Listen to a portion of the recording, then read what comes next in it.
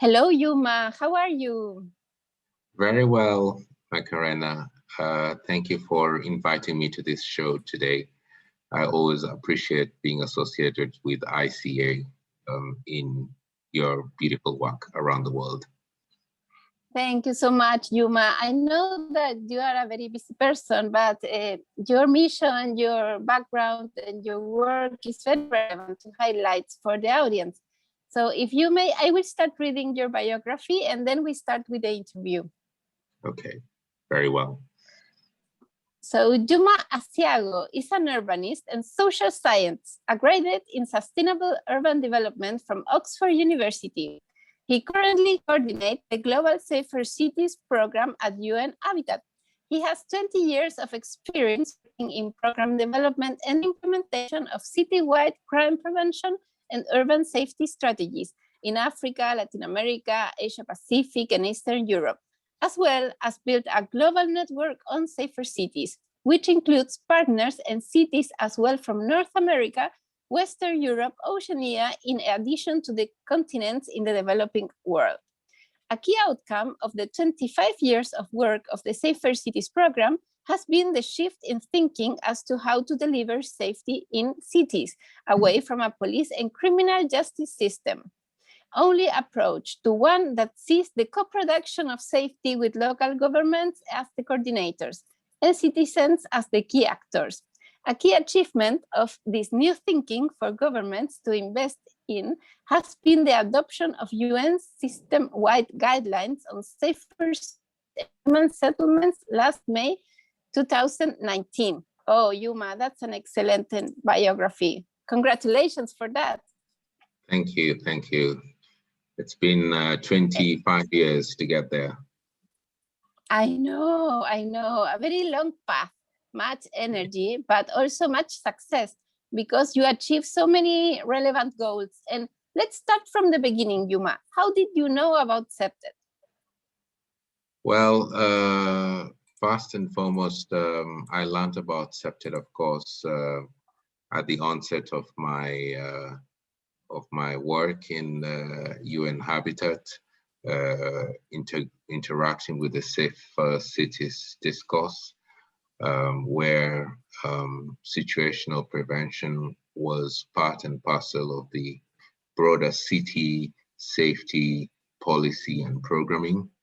I learned that at that point of time about the very specific approach of CPTED, which of course would be dear to UN Habitat, given the agency's focus on the built environment.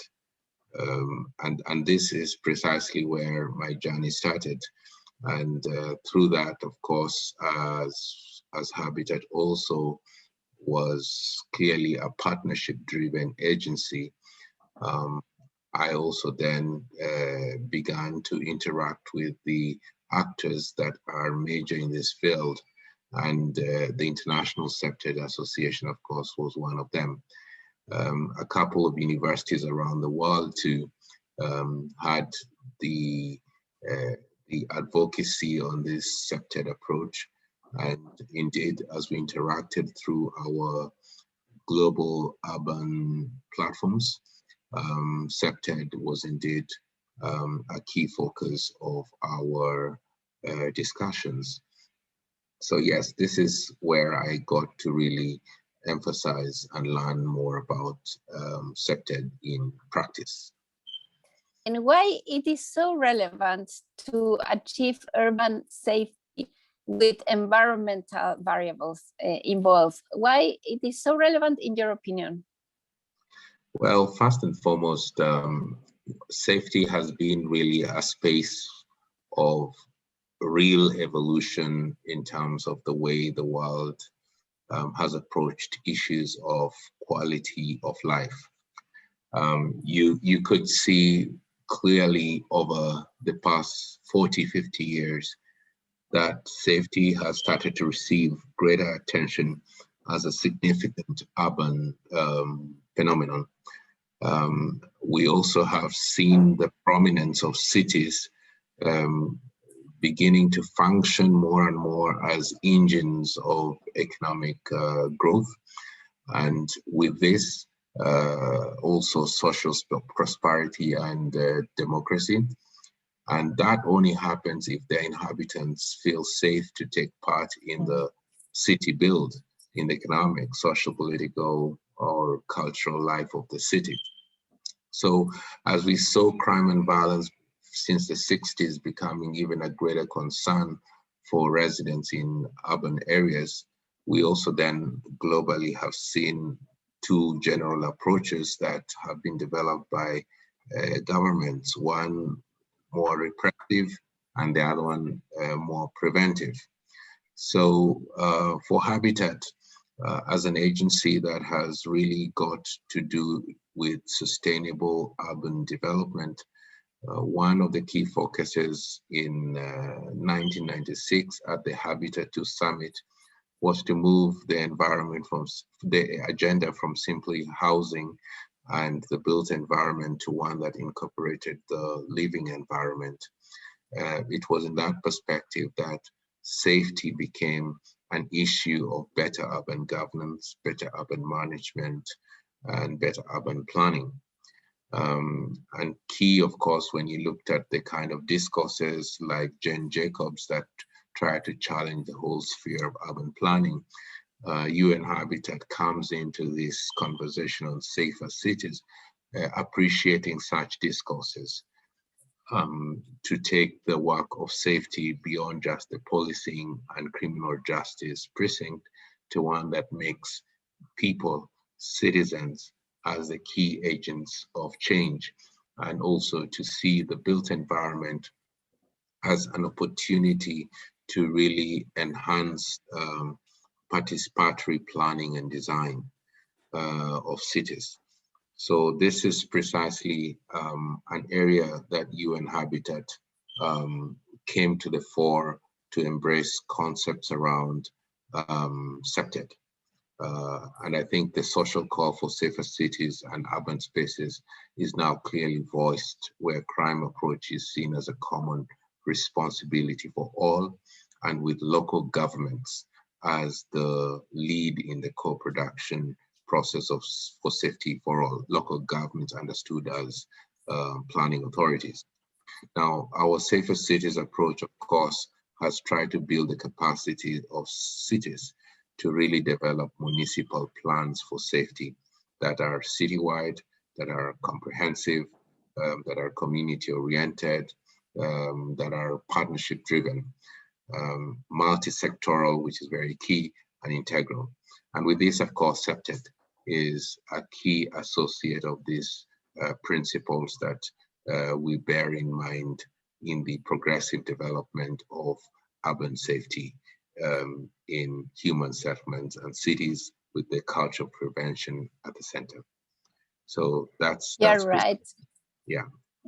You're right, Juma, and it's beautiful that you highlight that idea of the participatory process, how to empower communities and construct together the urban security and safety that we all need in this planet that is facing so many crises.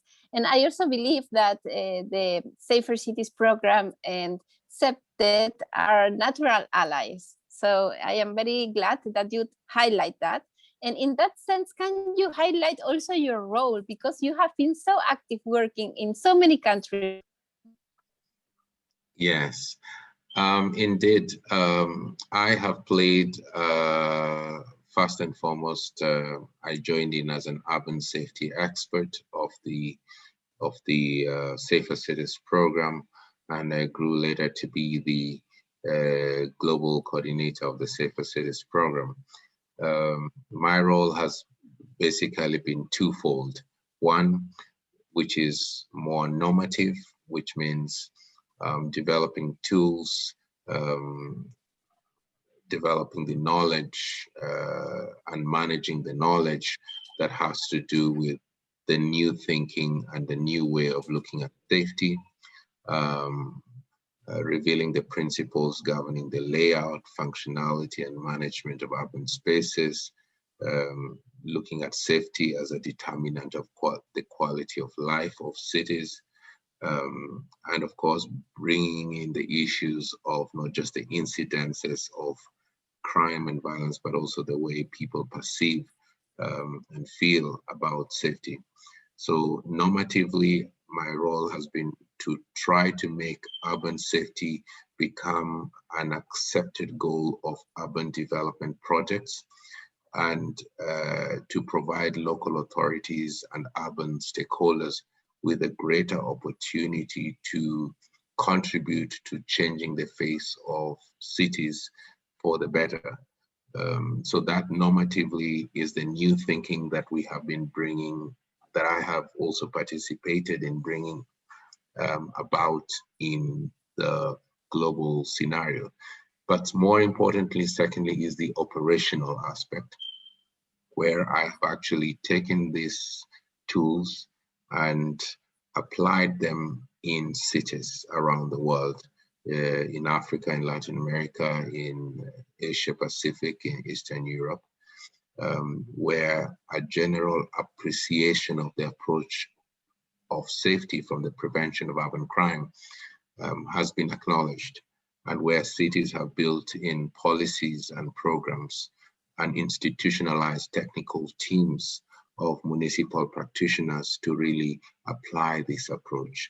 So backstopping such projects, providing technical assistance to these cities has been, in fact, for me, the best value that I have seen in terms of bringing in CPTED to bear on people and communities. In that sense, can you describe as a successful project? Yes, there are many across the globe. I think maybe let me pick one in Africa. Let me maybe look at one of the most progressive countries in this arena. This is South Africa, which of course you have also been to, and the city of Durban in specific. So the city of Durban, providing technical assistance to the city began way back in the year 2000, when I was in fact just simply at the start of my career in the safety era. With the city developing its local government policy on safety and the prevention of urban crime, it picked out an area-based management approach to implementing that safety strategy. And part of the area-based management approach required a sort of a focus on urban renewal. And indeed with this, there was one particular area of the city which is referred to as the Warwick Junction, which indeed has become a global conversation about how principles of better design and management of public spaces have actually improved the quality of life of people. And CPTED was indeed a key aspect of this, where we had to facilitate and implement CPTED policies, raise awareness of the application of CPTED to the relevant departments within the municipality, as well as other local stakeholders in the city. More importantly, to look at how to facilitate the intervention of CPTED to improve safety along transport routes and facilitate crime mapping exercises. So these aspects brought to bear on the communities living around the Warwick Junction, and developed the Warwick Junction Urban Renewal Project as a holistic redevelopment project that turned a problematic area into a vibrant business center and a popular tourist attraction. Understanding that this Warwick Junction, even by the name, meant that it was located along a primary transport hub.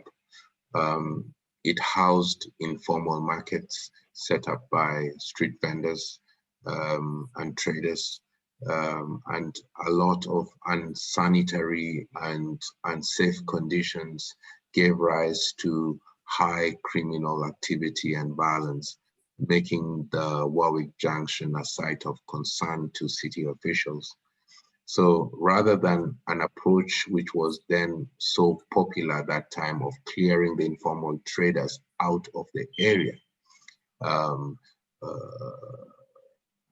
and sort of wiping out the informal economy of the city, the CPTED approach enabled the city to work with the street traders and other key stakeholders by negotiating to improve the conditions of the area and of the people in a participatory way. And so in addition to sort of the governance aspect of traders associations coming to be established, the city also identified a section of that elevated city highway that had never been utilized and agreed to construct a bridge and a pedestrian access way along the functional hub of that traders market. Now, multi-purpose centers were created for street traders to carry out business activities. Legislative arrangements were put into place to ensure that there was no conflict and there were better ways of conflict resolution amongst the traders rather than resorting to violence and crime. And there was a marked improvement in trading, community safety, and living conditions. What's important is to note that the application of CPTED, including the improvement of lighting, it's helped to reduce the crime rates in this particular area around the period of 1997 to the year 2002. And it created also additional jobs for the local inhabitants, particularly the women traders in that area. So in a sense, looking at CPTED, it came to bear as a real approach that led to better urban redevelopment and the improvement of quality of life. So I would really stress this as one of the key practices that we have seen develop in the cities we have been in. Thank you for sharing your case study. It's very nice to see how the environment was completely recovered, how you manage the negotiation, the environmental negotiation with the stakeholders, the communities there. So it's something very relevant to highlight because it's also a case that you can see in other regions. In South America, happens all the time, in Asia also. So it's a very relevant case. And connecting with that idea of how to apply CPTED, what do you think about the new ISO CPTED, the new standard that was launched past January in a global scale? What do you think about that?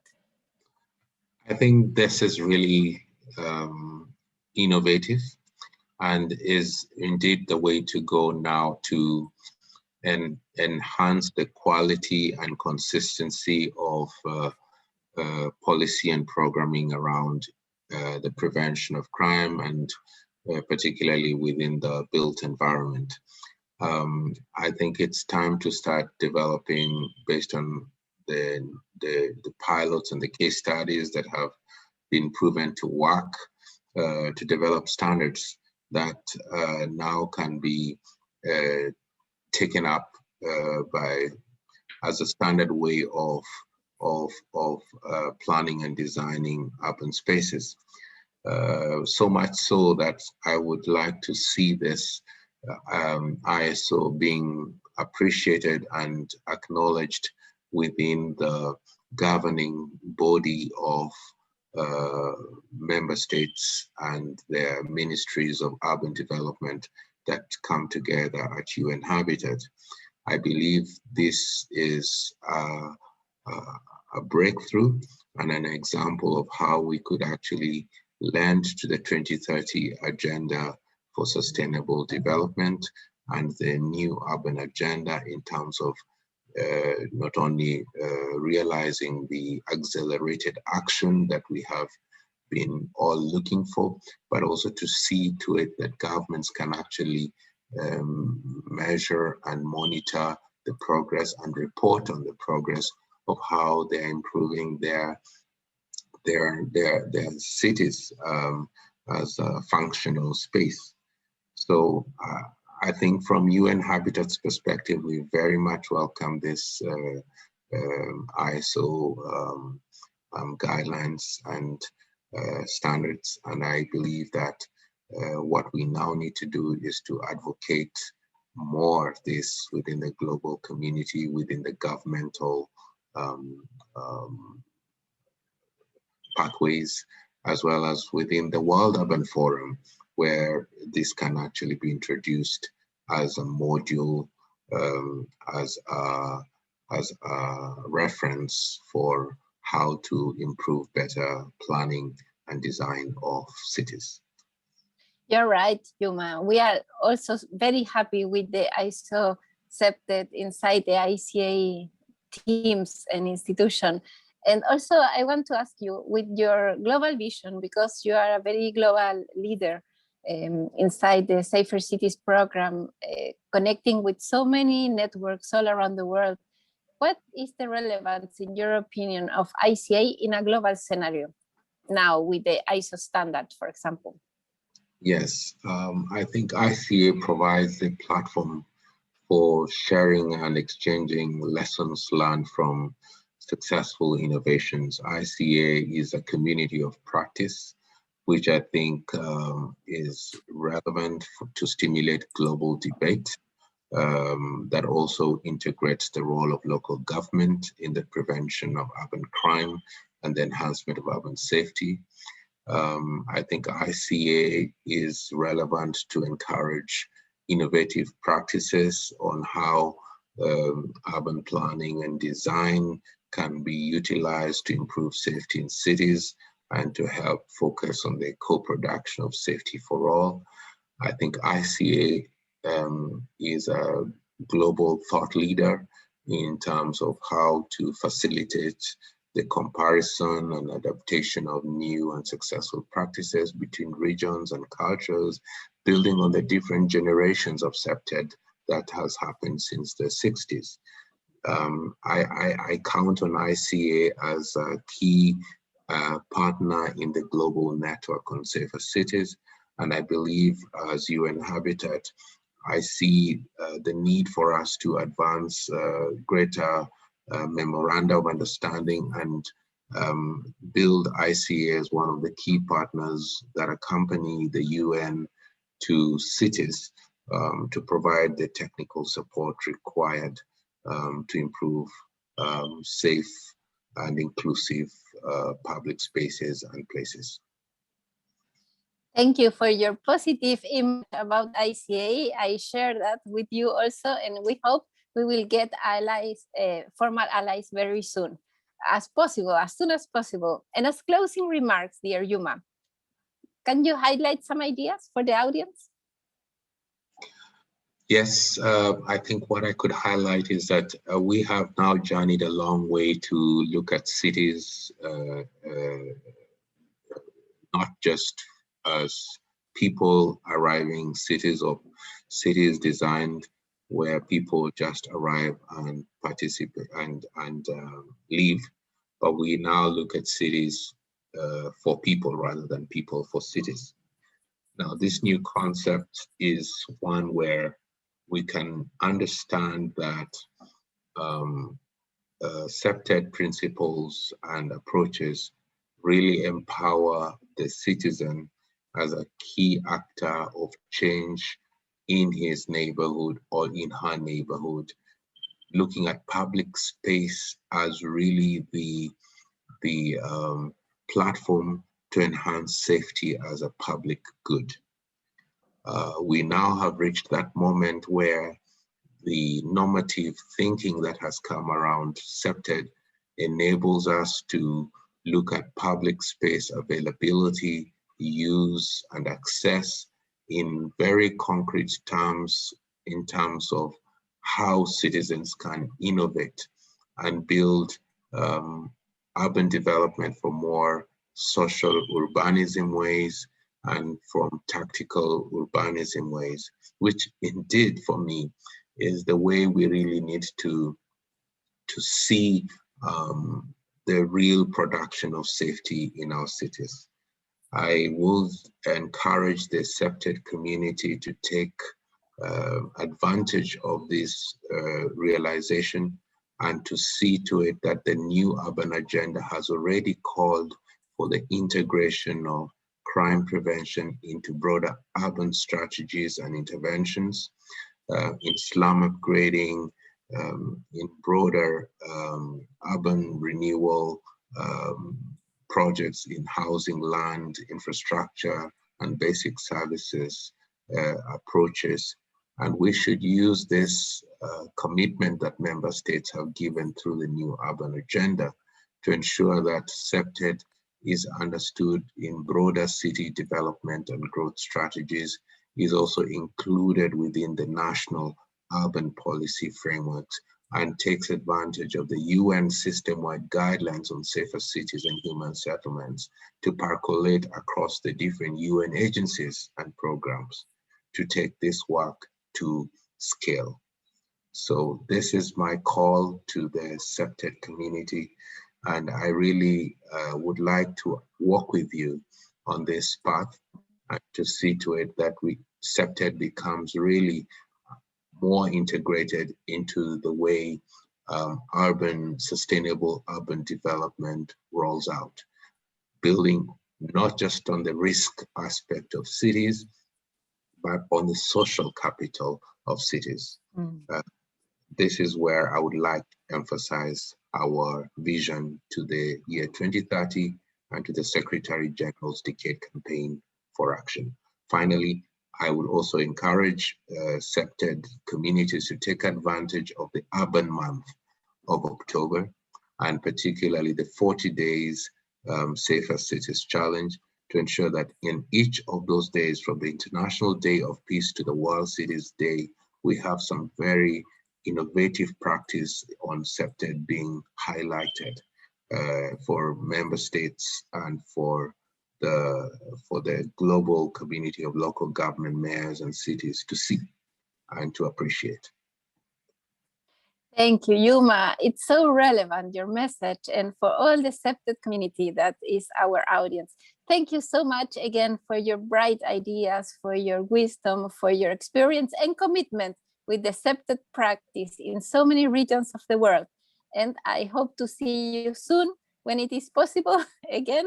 And my friend Juma, stay safe. Stay safe too. Keep safe from the COVID-19 pandemic.